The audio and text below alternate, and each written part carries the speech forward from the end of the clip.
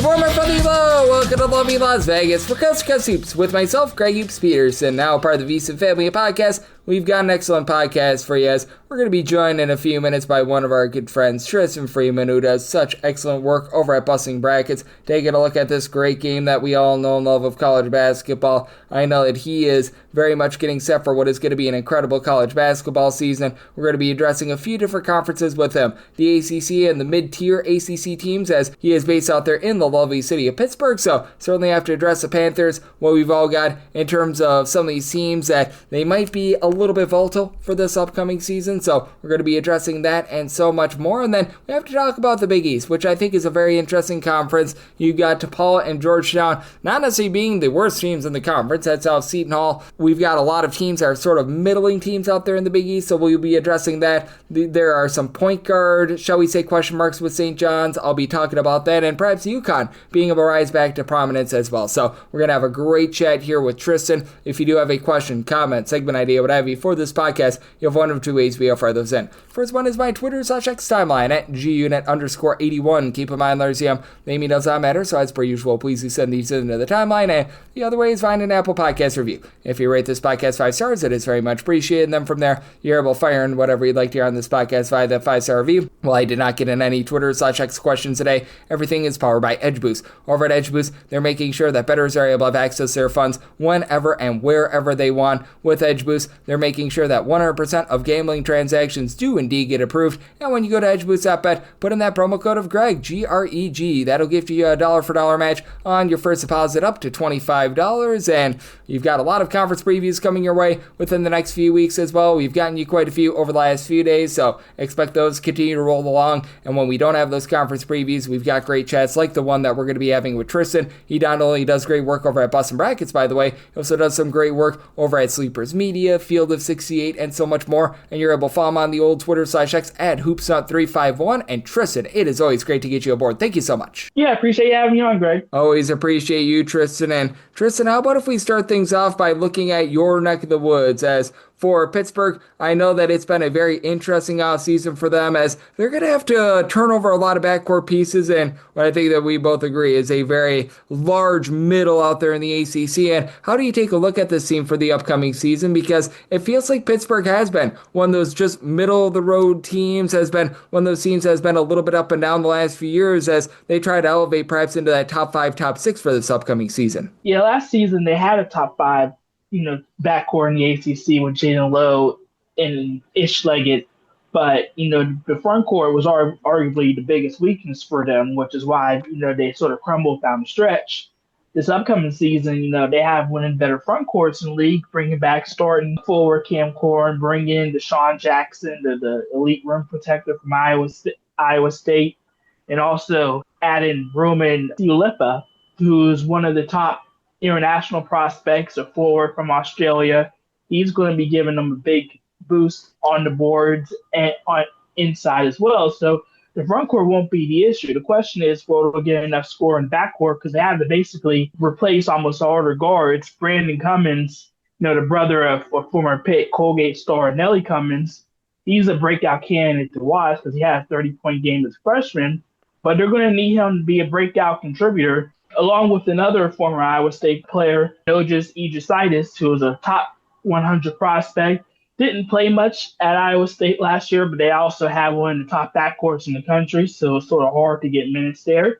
If he can sort of have a big second year, then all of a sudden the Panthers can be balanced enough where they can compete for a top half spot in the ACC. Yeah, but I do think that ACC landscape is so interesting. I know that we've addressed it a few times here during the offseason, but I take a look at the just unknowns of this conference, and they're very glaring. Like with Miami, what are we going to be able to get in season number 1 without Jeremy Larinaga out there? Clemson has been really good the last few years, but they had to overhaul so much of that roster from a season ago. Wake Forest has been a team that has been knocking on the doorstep of the NCAA tournament, hasn't been able to do so. They have to replace so much. Florida State has a new head coach as well. So a lot of these teams that have been towards like the upper middle of the conference, a lot of them are dealing with a lot of question marks this season. Yeah, and that's just the nature of the transfer portal and also the last of the COVID years. So you had both 4th and 5th year seniors gone.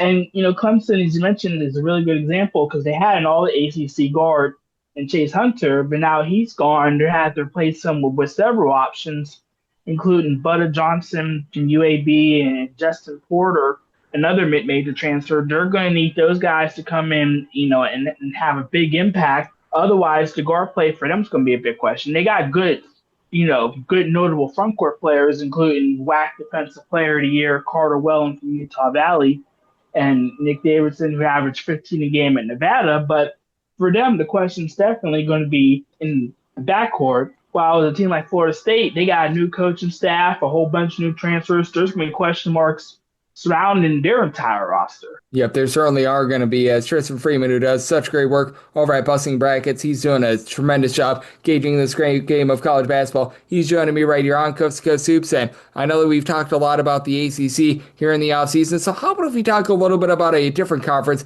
in the Big East? Because I do feel like with the Big East, lots of question marks with this conference as well, but there are a few teams that return quite a bit of talent for Providence, even though it wasn't necessarily so savory for them last year. They are going to be returning quite a few guys like Corey Floyd Jr. They bring in Jalen Sellers, who I think is going to be solid for them after coming on over from Central Florida. But I look at this UConn team, and most people have St. John's as the number one team in this conference, but I feel like with the return of Alex Caravan and Solo Ball, that this is a team that's hiding out there in plain sight a little bit. I don't see them in a lot of people's top five for the upcoming college basketball season, and I feel like this is a team that can get right back into national title contention with all that they have returning. Yeah, I guess depending on how you want to look at last year, it may have been a bit disappointing considering there was an expectation that Alex Caravan would become an All-American. He was still fine, but he never necessarily took that leap as the go-to guy. But as I said, they're going to have some of the best depth in the country.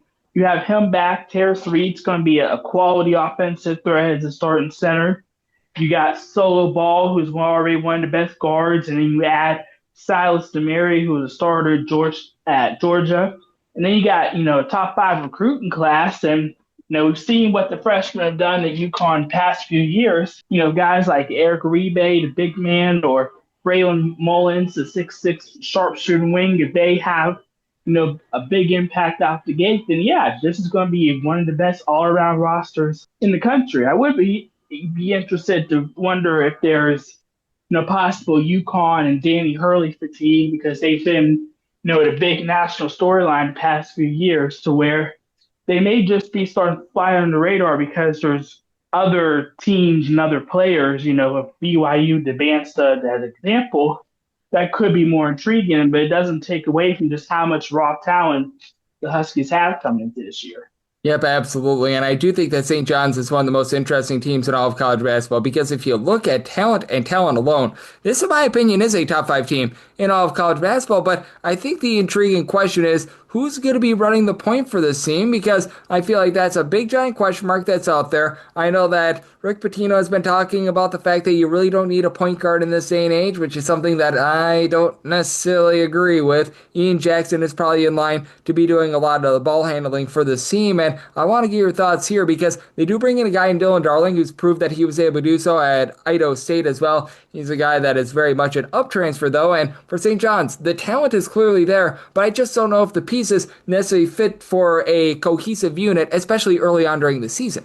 Yeah, St. John's may have one of the highest ceilings in the country, maybe a higher ceiling than UConn, but they also have a lower floor. I mean, throughout the entire offseason, we've heard different answers as to how the point guard situation is going to play out. Pitino said, Ian Jackson was going to be their point guard when he committed from UNC, and we haven't heard anything else out of that. We heard that, since he transferred, Dylan Mitchell has led the team in assists, at the 4th spot, which, might not be a good thing. You mentioned Idaho State transfer, but going from the Big Sky to the Big East is a big leap. And they also have a freshman in Kelvin Odie, who's a 4-star prospect who apparently has been making waves. So it'll be interesting to see what happens. You ultimately need a point guard just because you need someone that's going to run the offense and not have issues. Pitino knows that. I think he's just trying to take pressure off of whoever becomes the quote-unquote starting point guard on the team. If they all can pass the ball, great. But if that question doesn't get answered, then their ability to make a deep run in March is going to be very slim. Yep, I do think so as well, and I think that that is going to be such an intriguing thing to be taking a look at for St. John's this upcoming season, as clearly the talent is there, but who's going to be able to distribute the ball to all those talented players? I think that that is going to be a big question mark, and then I need to get Tristan's thoughts on another team I think is a pretty big question mark, Marquette, a team that has decided that they are going to completely not utilize the transfer portal whatsoever. We're going to take a look at some of the more middling teams out there in the Big East and just a few teams that Tristan had some question marks with towards the beginning part of the offseason that have been able to answer those questions here in the last few months. We're going to be chatting about that with Tristan and so much more on the flip side next. Right here on Chris Soups with myself, Greg Peterson, now a part of the VSiN Family Podcast.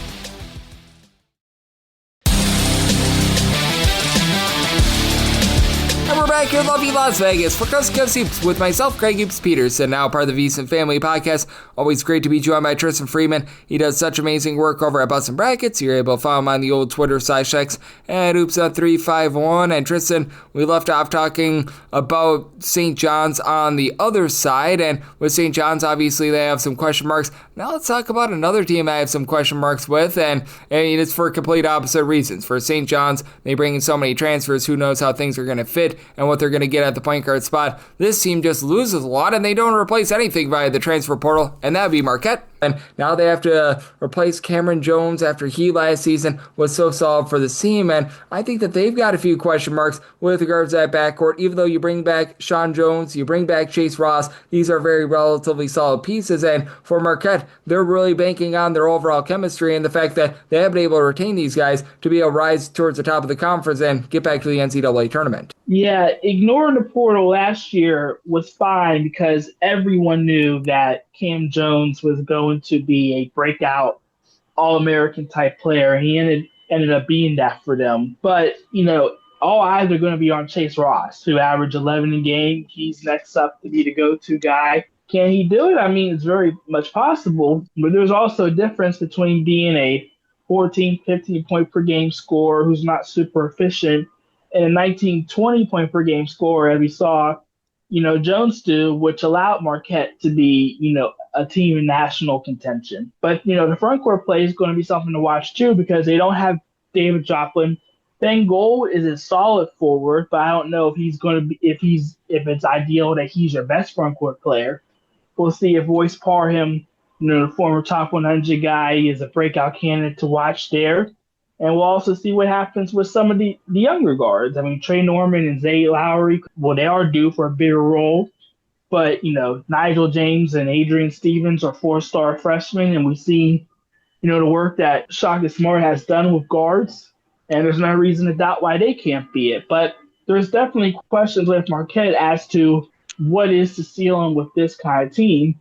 I have no reason to suspect that they won't be good enough for the tournament. But will they be, a threat to advance? And it's going to come down to which of these guys, sort of how big of a leap in their development they can have this offseason. Yep, exactly. And I do think that they are going to be so interesting in this day and age because I feel like teams that have ignored the transfer portal have gone one of two ways. Marquette has really been the gold standard for these teams that have not addressed the transfer portal. They've been pretty solid. And I mean, for less of a better term, Michigan State has done a little bit of this as well. Although Michigan State, they're still diving into the portal a little bit for the likes of Frankie Fiddler and company from last season. But I think these teams are very interesting because it does show that they've got really good chemistry. It shows that they've got a strong foundation, but at the same time, it almost does feel like as well, they're leaving a little bit to the side, and maybe there is a chance for them to be able to maximize if they utilize the portal that they're just not utilizing right now. Just because you add a bunch of newcomers from the portal doesn't mean your team's going to be very good. I mean, DePaul is a good example of that, where they get, some solid guys, but it's not good enough. You want to balance, but at the same time, you want to have a reason to retain guys, because if you're bringing in a bunch of players, then you're not going to keep your younger guys out of the fear that they're going to be over-recruited. So you just got to find the right balance. You got to find, you got to hit on your high school guys that are good enough to not want to over-recruit. But you also have to hit on the transfers, especially the mid-major ones, that can give you instant impact and potentially be stars, as we saw what's happened with Tennessee the past couple of years with their mid-major guys. Because otherwise, you're going to be a team that can barely get into a tournament or even worse. Yep, exactly. And I do think that there are a few teams out there that have not really utilized the transfer portal that I think are going to be very intriguing for this upcoming season. As Tristan Freeman, he does amazing work over at Bustin' Brackets. He's joined me on Coast to Coast Hoops, and I'm so glad that you addressed DePaul as well, because they're a team I think is interesting for this upcoming season. Obviously, things last year were a whole heck of a lot better than they were 2 seasons ago. How big of a leap can they take this year with the likes of Landon Blocker, CJ Cunn and company? I think are interesting, because we could always pencil they and Georgetown in as the bottom teams in this conference, but I feel like the landscape of the Big East is a little bit different, where Seton Hall, in my opinion, just really looks like that bottom team where they've got no three-point shooting whatsoever, and then it becomes a little bit of a mismatch, because with DePaul, I don't think that they're too far off from some of these other teams in terms of being able to perhaps crack into like the top 7, top 8 of the conference, and I think that Butler and Xavier are very intriguing teams for how good this conference could be, because if these teams are solid, if these are bubble teams, I feel like the strength of the Big East is very, very strong. If these guys can't be that, if they take a little bit of a step back, especially Xavier in year number 1 under the other Patino, I think that that could hurt the conference a little bit and weaken some of those bubble teams. There's definitely 3 tiers developing in the Big East, where you're going to have your top tier with St. John's, UConn, Marquette, and Creighton, and then you're just hoping that Villanova and Xavier and obviously Georgetown get into that tier as well. And then, we'll see what happens with the Kim English era at Providence. We'll see what happens with Butler just as a program, because they have been sort of feeling stuck the last few years in the Big East, potentially because they don't have the resources. But the problem that the ACC has had is they've had too many bad teams, which drags down the good teams, when they come in the league play. They haven't had as many bids as they should have compared to, the Big Ten and the Big 12. But they're going to need the bottom teams to, at least, if nothing else, be respectable. You don't want them to be laughingstocks. You don't want them to be disasters. Because, again, as we saw, with Seton Hall, I think, beating UConn, that loss is what ended up having UConn having to be at the 8-9 line and seeing Florida in the second round. Had that not happened, they'd probably be in better position. So, yeah, you just don't want to have too many bad teams. And obviously, you don't want your top teams to lose to them, because it will affect them seeding-wise. Yep, no question about it. And I do think that the entirety of the Big East is going to be so interesting, because I think that one of the biggest unknowns is what we're going to be getting out of Villanova as well, because with Kevin Willard, he comes over after it was a very good season out of Maryland. But as we know, with Maryland, it was a very top-heavy team, and he really doesn't bring over any of those guys from that bunch. So now it's going to be a brand-new look team, as he's able to maintain Tyler Perkins from the season ago, but they're going to be relying upon guys like Duke Brennan, Bryce Lindsey and company to be able to form something strong. And I do think that there's some fair question marks with Villanova as to how they're going to be looking. And I think that they're going to be perhaps one of the more volatile teams in the conference this season as a result. Yeah, the fact that he wasn't able to get either Jacoby Gillespie or Rodney Rice to come over from Maryland was a big swing and a miss. You're going to have Devin Askew, who hasn't won anywhere in his college career, as possibly your lead guard. There's a lot of hype about, freshman Caton Lewis, but do you necessarily want the freshman to be your best player? It worked for Oklahoma, but we'll see if it works there. The players he did bring with him from Maryland was, Malachi Palmer, Brayton Pierce, who didn't really do anything so far in college, and then Tapari Gapare, who's a solid role player, but probably will have to start for them because they don't really have much front court depth. And him getting big minutes is not going to be a good sign. So it'll be interesting to see what Kevin Willard can do with this roster. But on paper, I'm not super impressed unless, again, Lewis ends up becoming a stud in year 1. Yep, exactly. And I do think that we've got ourselves some fair question marks there. And certainly there are some question marks all across the board in college basketball. So I want to ask you this question. In terms of teams in college basketball, maybe that you were a little bit unsure of towards the beginning part of the offseason, is there a team that maybe you had some question marks with towards the beginning part of the offseason that now you feel a little bit better about them as you've researched them a little bit more, as you've seen the roster come together and just have been able to take a little bit more of a look in general, that you feel like some of the question marks they had towards the beginning of the offseason have now been answered? You want to stay in the Big East. I do think Providence has a chance to be really good. Jason Edwards was one of the best transfers from all last season that people never talked about, averaging 18 a game in the SEC for Vandy, played a huge role there. And then, Jalen Sellers averaged 15 a game at UCF the year before. He missed his past season with injuries, but they have one of the best backcourts in the Big East when healthy. It's going to come down to, the return of big man, Erwin Wuse, Oswin, who showed promise as a freshman. They really had struggles at the 5 spot a year ago, but I do think that there's a lot of potential with the Friars compared to preseason expectations that they're middle of the team Big East squad. I do think that there's potential for them to possibly contend for a top 5 spot and be in the NCAA tournament. Yep, I think so as well, and I know you, Tristan, are doing such an incredible job taking a look at this great game of college basketball, getting set for what is going to be a wild and crazy season. We've seen so much movement here in the offseason. You're deciphering it all. You're doing a great job of being able to take a look at all the changes in this landscape. So love to get people at home know what's all on tap for you and how people can follow along on social media and other platforms. Yeah, you can follow me at Hoopstun351 and also follow my main site at Bustin' Brackets for everything college basketball related as we're fully in the preseason mode. Yeah, absolutely. And Tristan does such an incredible job taking a look at this great sport. And every single time he joins me, he lends such great insight. So a big thanks to Tristan for joining me on Coast to Coast Hoops, now part of the VSiN family of podcasts.